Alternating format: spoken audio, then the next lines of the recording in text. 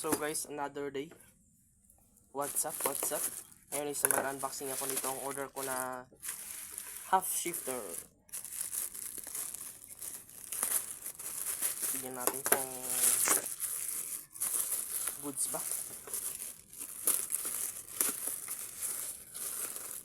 Baka meron ulit na damage. So ito na guys. Ito yung box niya. Ito yung napalibutan ng mga scotch tape. Parang nabuksan. Pero yun, hindi natin kung goods naman, nadya-jack. Naririnig yung mga metal.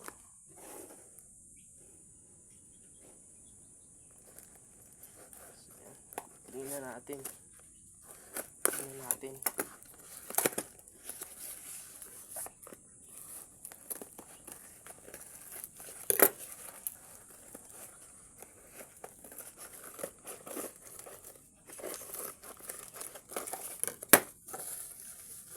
First is ito, part niya.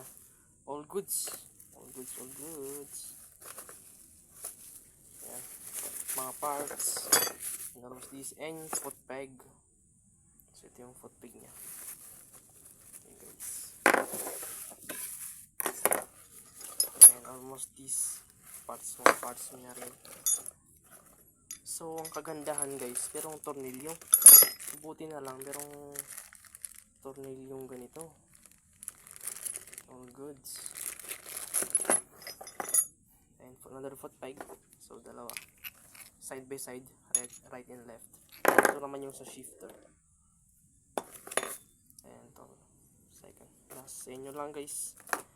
Ito yung laman niya.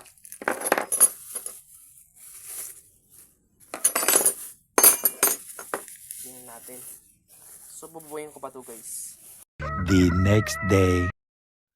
And guys, ito na. Ito naman sa right na shifter. Ito na yung nabili ko na. Yung result niya guys. Yung shifter from Shopee. So ito. Dahil ang nangyayari dito is wala akong shifter bracket dito.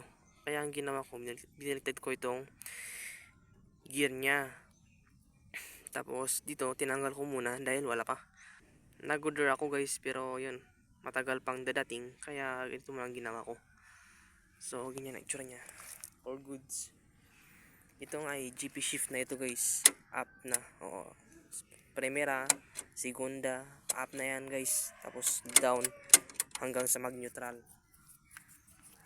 Sa kabila naman guys. So ito naman sa kabila. So kita nyo yung ganda-gandang tignan dito. At yan, all goods na. Yan. So dito is tornilyo lang, bolt.